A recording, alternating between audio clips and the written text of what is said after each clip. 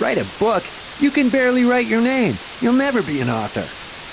You may ask them why they think you couldn't do it, and they would give you plenty of reasons. More than likely, they would focus on the hurdles and time it would take, or the amount of money you would spend, and so on. You must have already met my family and friends, Greg said sarcastically. They'd probably say, you can't write a book because you've never read a book. Even though he had finally read Think and Grow Rich from cover to cover. Yes, they would probably say that because they had never done it themselves. It's what we call fooled ignorance. Now compare that to speaking with someone like the founder of Executive Books, Charlie Tremendous Jones. That's the guy who said that quote about being the same today as you'll be in 5 years, except for the people you meet and the books you read? The one and only. Besides being an award-winning author, speaker, and true friend to many, he's also a great business executive who has sold over 50 million books through his company. That's a lot of books. It is, Buckland agreed. Now, imagine speaking with him about writing a book. More than likely, you would have a completely different take on your endeavor than your normal circle. He may say, considering you are new in the field, there will be some challenges. Here's what you need to know. And then he'd share with you what other authors have gone through to become successful.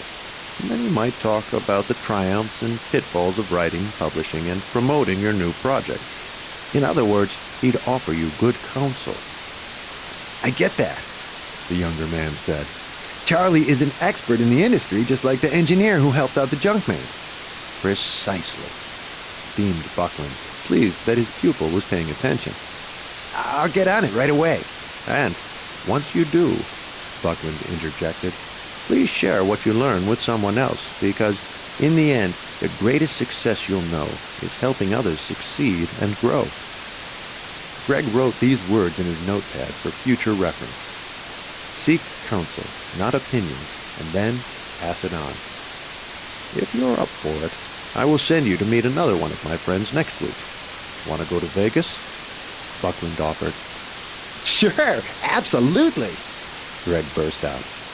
Now tell you what, before we arrange that, let me make a quick call and get Ron Glosser on the line. It took 3 rings before a cheerful voice answered over the speaker. Hey there, Bucky. I saw your name on the caller ID. I'm in a meeting, but I wanted to see if you needed anything. As a matter of fact, I do, Buckland replied.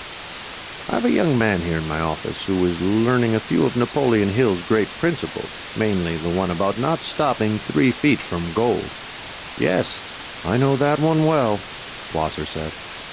You're busy, so would you please give my friend here just one quick piece of wisdom that he can take along his journey? Perhaps a tool that will help him improve his judgment.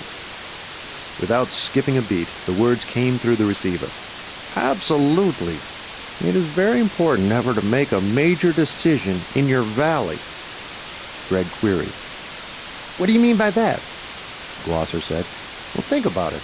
Everyone seems to make major decisions while in their low points of life. These can be times of job loss, illness, the end of a relationship, or a financial disaster.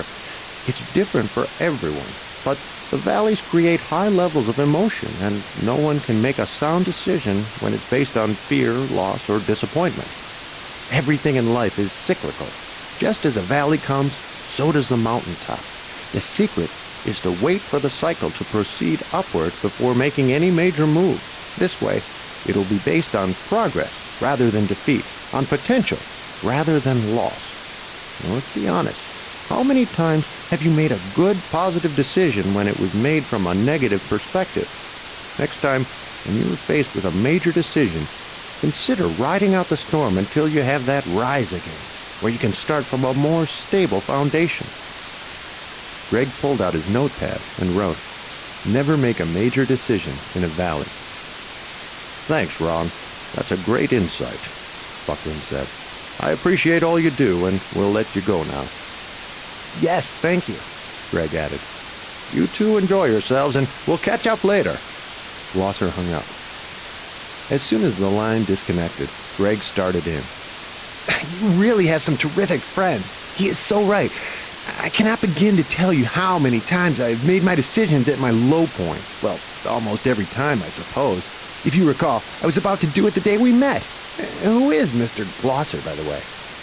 Ron Glosser used to be the CEO of Goodyear Bank before he ran the Milton Hershey Trust, worth billions of dollars. Besides that, he is one of the most considerate men I know. Another message Ron shares, which I enjoy, is the power of acting as if. What's that? The novice asked, reaching for his notepad. As he explains it, and one would have to agree, it's important to act as if you've already accomplished your goals. When faced with the challenges in life, it is important that you keep digging, because the results are just about to happen. I have to tell you, Mr. Buckman, I haven't quite figured out why you're sharing all this with me. But I do know this. Both you and Don Green said that there are things I need to do once I find my purpose, one of which is sharing what I learned with someone else. I will repay what you've done for me by helping someone else in the future. I guarantee it. Very good. Buckland smiled. And that's why I think you should meet with my friend Jack Mates in Las Vegas. He may be able to assist you further. Okay, I trust you, Greg said. This is exciting. Expect a package in a couple of days that will explain everything you need to know. Buckland stood. By the way, I notice you're using the notepad. Sure am. This is terrific. I even started writing down my goals. Well, that's great news. Most people don't understand what a goal is. Greg smiled and wrote in his notepad as Buckland spoke. A dream is just a dream until it is written down. Only then does it become a goal. A goal is a contract with yourself and should be based less on what you want to do and more on what you promise yourself you'll actually accomplish. I like that, Greg said. An author and self-made billionaire friend of mine, Bill Barton, does something special with this. He had these little cards made and hands them out wherever he goes. He calls each one a pocket promise. On one side, it has, I promise. The other side is blank, where you write your truest, deepest commitments to yourself. The idea is to keep the card in your pocket at all times. Each time you reach for your wallet or car keys, there it is, acting as a constant reminder of the commitment you have made to yourself. Heeding this counsel, Greg wrote, make yourself a pocket promise. Bill is a great example of never allowing adversity to stand in the way. At one time, he was the 25th wealthiest person in America. His corporation grew out of an idea at his kitchen table, which became one of the fastest-growing businesses in the country. His entrepreneurial ideas were recognized by the Smithsonian Institution, and his leadership principles have been featured on national TV shows and magazines from coast to coast. Sounds like a tough life, Greg said under his breath. Now, hold on there, hotshot. Let me finish. The story doesn't end there. You see, Bill was falsely charged with undermining the very same organization he created, and he was indicted on 57 felony charges. Holy smokes! He was devastated. The way Bill tells it, it took him 13 years to build an empire, and only 13 minutes to have it taken away.